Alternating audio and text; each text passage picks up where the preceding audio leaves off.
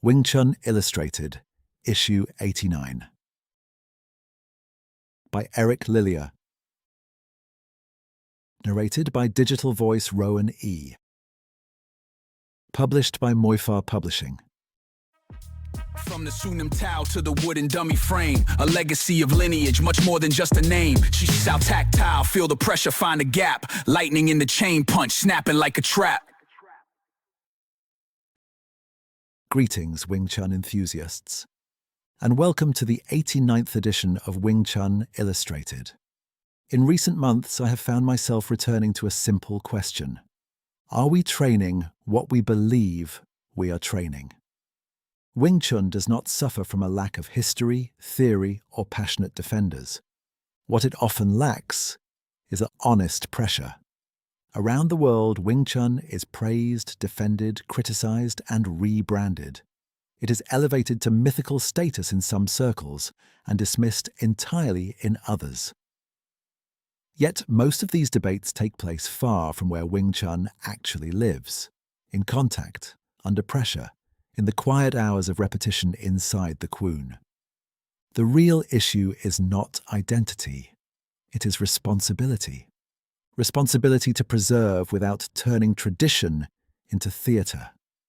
Responsibility to evolve without diluting principles. Responsibility to test rather than assume. The further I progress in my own journey, the less impressed I become with grand statements. What remains meaningful is quieter, balance under pressure, clarity in chaos, the ability to remain composed when structure is challenged. These qualities cannot be inherited through certificates or proximity to famous names. They are forged through repetition, correction, and uncomfortable refinement. Across this issue, contributors approach that same truth from different angles. Some question myth and misplaced hero worship. Others examine biomechanics, neurological adaptation, and structural integration with clinical precision. Others ask whether our drills genuinely reflect the realities we claim to prepare for. Different perspectives, one underlying message. Integrity in training is non-negotiable. Wing Chun has always lived between preservation and adaptation. Tradition, at its best, is accumulated experience tested over generations. Evolution, at its best, is informed refinement, but neither survives without practitioners willing to examine what they do in the Kwoon, not occasionally, but consistently. It is easy to speak of principles, but harder to apply them when fatigue sets in. It is easy to admire past masters, but harder to meet their standard of discipline. It is easy to defend the art, but harder to expose it to reality. Issue 89 is not a defense of Wing Chun, nor a call for restless reinvention. It is a call for clarity. If we wish the art to remain relevant, we must resist both arrogance and insecurity. We must allow pressure to shape us, rather than protect our beliefs from it. Whether you are just beginning or have been teaching for decades, the responsibility is shared. Train honestly. Question sincerely. Refine patiently. Wing Chun does not need louder voices. It needs steadier hands and clearer minds. Until our next edition, stay safe, nurture your warrior spirit, and tirelessly refine your Wing Chun skills. And thank you, as always, Eric Lilia, Editor-in-Chief, Wing Chun Illustrated. Caught between preservation and modernization, Wing Chun faces critical questions. Sifu Choi Yan Shing offers a nuanced perspective, shaped by training under Grandmaster Leung and extensive cross-training beyond the system. He discusses the dangers of both Wing Chun supremacy and Wing Chun uselessness, clarifying the art's true positioning as a close-range self-defense method. Choi Yan Shing. Between Tradition and Reality in Modern Wing Chun. By Eric Lilia. In an era where Wing Chun is pulled between preservation and reinvention, clarity of thought matters as much as technical skill. Sifu Choi Yan Shing, better known to many as Bruce Tsai, represents a generation of practitioners who have deliberately walked that line, drawing deeply from tradition while refusing to be constrained by it. Having trained under Grandmaster Wan Kam Leung and explored other martial disciplines alongside Wing Chun, Sifu Choi has developed a perspective shaped by both close-range reality and long-term bodily development. His work reflects a constant questioning of what truly functions, what merely looks correct, and how structure, power, and intent must ultimately serve the practitioner rather than the system. Reflecting on his early influences, his training journey, and the principles that guide his teaching today, Sifu Choi offers thoughtful insights into where Wing Chun stands now and how it can continue to evolve without losing its essence. Can you take us back to the beginning of your Wing Chun journey? What first drew you to the art? My martial arts journey began at the age of 6. Although my Wing Chun path didn't truly begin until I was 16. Bruce Lee sparked my interest early on, but Wing Chun was scarcely known in my area, and there were no professional instructors available. As a result, I explored other martial arts with practical combat value, including Kyokushin karate and Northern Shaolin Kung Fu. These systems influenced my development, and some of their training methods still inform my teaching today.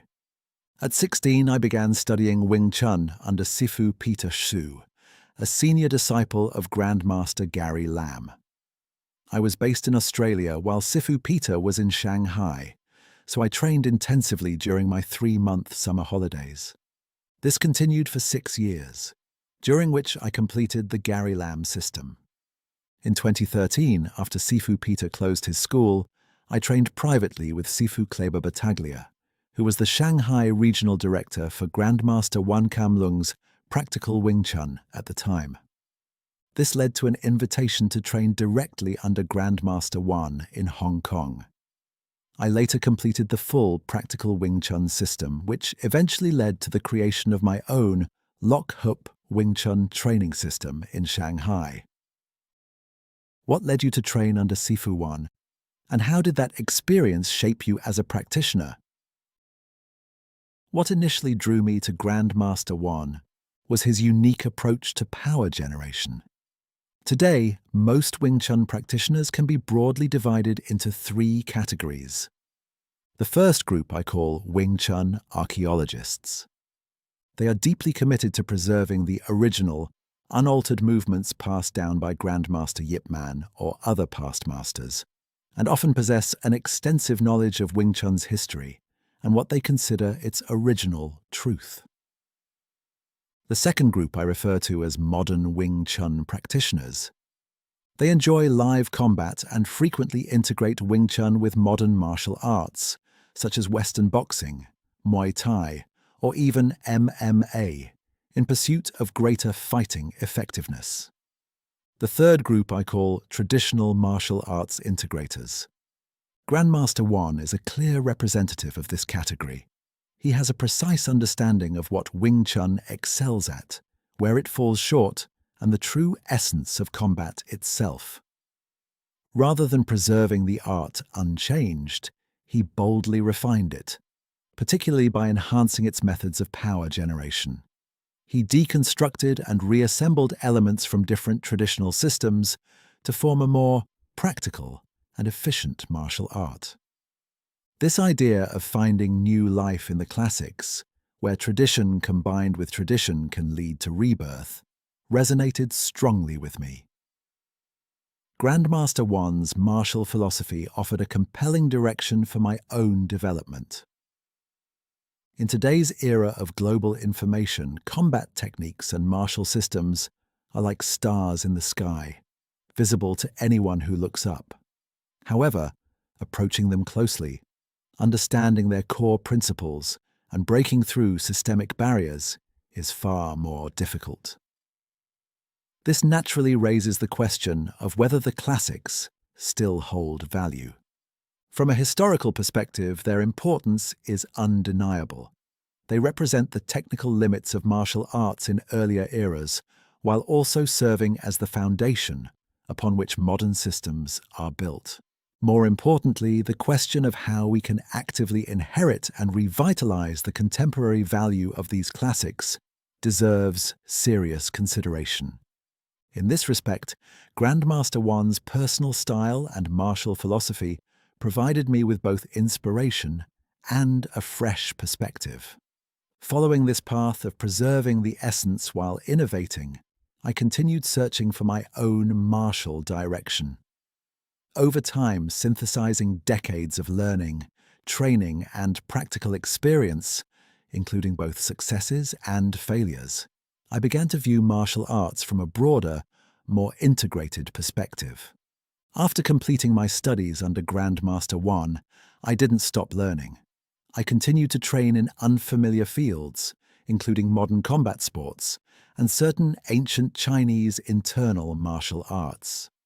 This ongoing exploration laid the foundation for the eventual creation of my own Lock Hup Wing Chun training system. How did Sifu Won shape your understanding of what makes Wing Chun functional in real fighting? Grandmaster Won's martial philosophy has had a profound influence on me, and it can be distilled into two core principles. First, he places strong emphasis on foundational training, with power generation forming the basis of any functional martial art.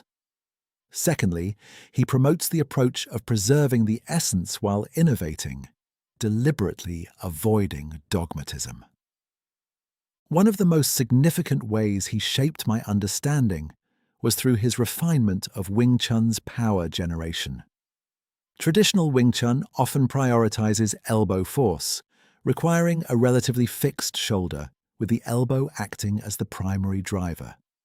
In contrast, Grandmaster Won emphasized the classical martial principle of the three sections: the shoulder as the root section, the elbow as the middle section, and the hand as the tip section.